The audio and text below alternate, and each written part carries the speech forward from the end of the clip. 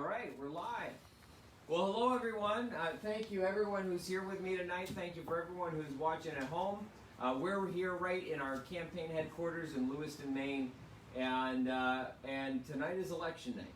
I just want to say, first and foremost, I want to say a big thank you to everyone who has invested the time, the energy, people who've chipped in $5, $25, people who've chipped into this campaign for a free Maine and a free America. I'm very proud of the way that we've run this campaign from the very beginning.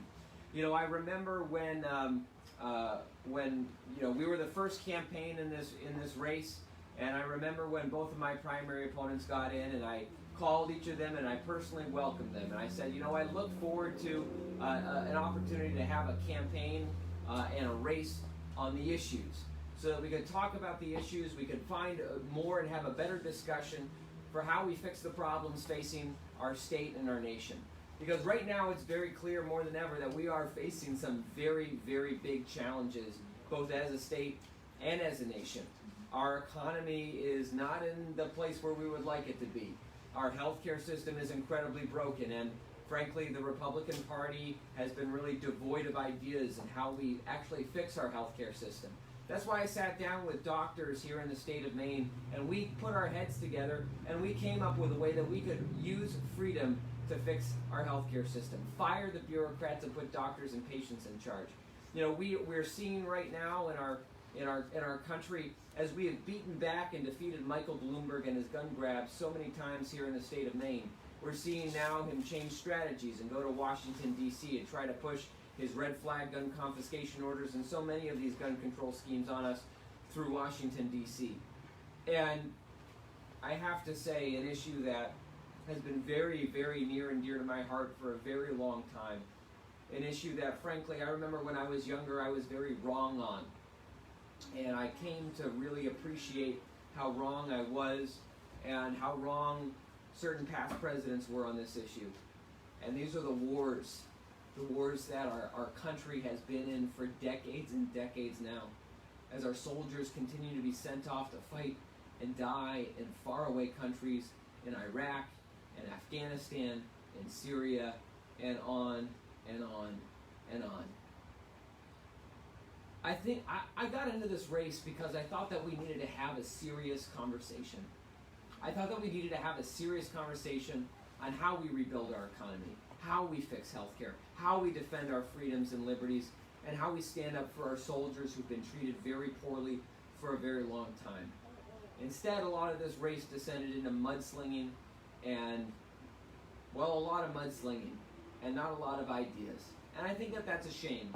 I think it's a shame, and it hasn't very been helpful for the discourse of our state and for trying to create a better path forward for our country.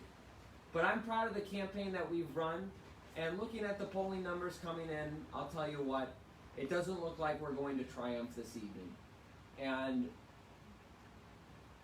you do the best with the things you can control, and the things you can't, you leave to God. But I just want to say thank you so much to everyone who chipped in, everyone who was a part of this. And you know what? This campaign was never really about a campaign for Congress. Of course, that was the ultimate goal, to win a seat in Congress, but it was so that we could have a platform to fight for our freedoms and our liberties. And the fight for our freedoms and liberties is a fight that has gone on for 245 years in this state, and I expect it to continue for at least 245 more. It is a fight that began on the shores of Machias, when Maine people stood and fought together, axes and pitchforks in hand, and charged a British warship that they weren't supposed to be able to defeat. It's a fight that continued 205 years ago, when the British occupied huge swaths of Maine, and Maine people stood up, fought back, resisted, kicked out the British, and then kicked out the folks from Boston who wouldn't defend us in our time of need. It's the fight that has continued from when Maine people marched north in the Aroostook War to defend our northern borders, when Maine people marched south to defend our Union and abolish slavery, when Maine people went across the ocean in World War II to liberate Europe. This is a fight of not one election, this is a fight of generations. And I have been honored to play my small role in that fight, and we've all been in that fight together. Every single person behind me and every single person watching who's been a part of this campaign for a free Maine and a free America, I thank you. I thank you for being a part of this. We've done some great things together. I remember, this torch of liberty has been passed on from generation to generation.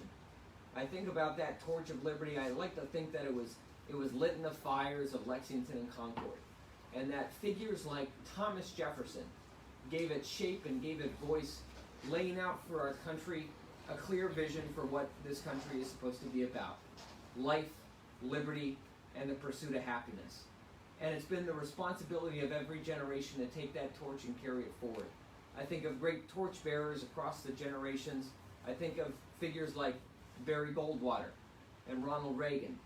I think of the man who personally inspired me, Congressman Ron Paul from Texas, and how he carried that torch. And I remember when he retired from Congress, he told us that that torch was ours, all of ours, to carry, to do the best that we could, the best that we knew how. I've done the best that I know how. I've done the best that I can. And I think that so many of us are responsible for carrying that torch. I know so many people who carried that torch with us in Augusta when we fought for and we passed constitutional carry to win back our Second Amendment rights. When we fought for welfare reform to restore accountability to this broken system. When we fought for our healthcare freedoms with right to try, to get some of our basic healthcare freedoms back, to be able to make our own choices about our own life or death health decisions without bureaucrats in Washington, D.C. pushing us around and telling us how to do things. I think about all of those of us who carried that torch in the fight to defeat red flag gun confiscation orders and defeat the national popular vote. And I'm proud of every single person who took up that torch and who carried it with us. In this campaign for Congress, we've had some twists and turns. We had the strongest grassroots support. People knocked on over 35,000 doors and made over 50,000 phone calls.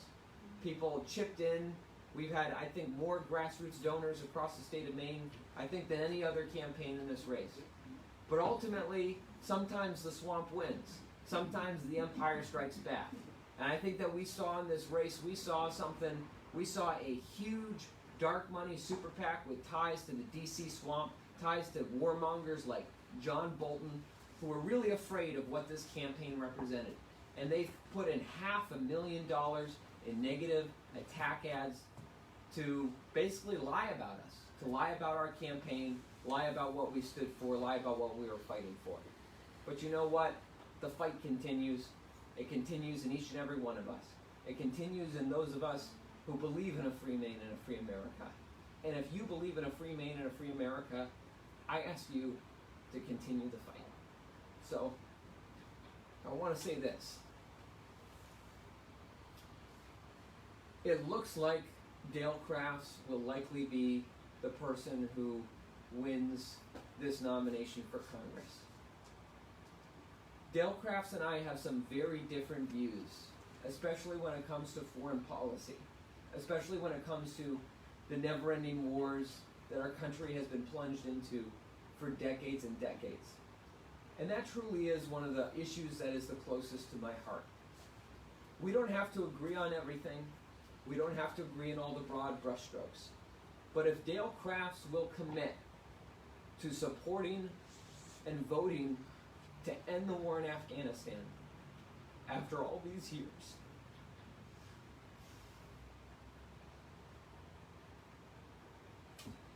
after all that our military men and women have been put through, it has been 2 decades in Afghanistan. It's been too long. I'm sorry, I don't mean to get choked up.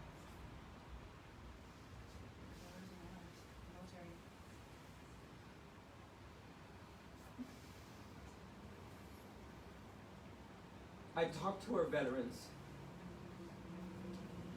I talk to those who come back from Iraq and Afghanistan, and your heart breaks for them. Every day, 27 veterans commit suicide. Every day. And you talk to them, you talk to those who come home, and they say that they don't know why. They don't know why we're over there. They don't know why these wars continue. And what I hear from them is that it's the special interests who are profiting off of this. They are profiting off the blood of our soldiers, and this needs to end. Donald Trump has called for an end to the war in Afghanistan. He's called for ending these never-ending wars. Dale, if you are watching, if you will commit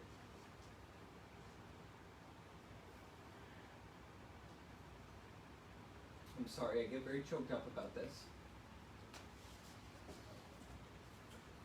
If you will commit to voting to end the war in Afghanistan, then you will have my support. But our soldiers have been through enough already. We need to stand up for our soldiers. We need to stop fighting never-ending wars. It is bankrupting our country, and we are destroying families. We are throwing our military men and women into fights that cannot be won with no clear mission. The Afghanistan papers released this past year show that even the top brass in our military don't know what victory looks like. We owe our soldiers better than this. Dale, if you will commit to voting to bring our soldiers home from Afghanistan, then you have my support. But that's what matters. Our soldiers matter. Our military men and women matter. And that's what I'm going to keep fighting for. I'm going to keep fighting for a free Maine and a free America. And I hope that all of you will continue fighting as well. Thank you very much, everyone. Let's keep fighting. Let's keep fighting for a free Maine. Thank you very much. Thank you, Aaron. Thank you, everyone.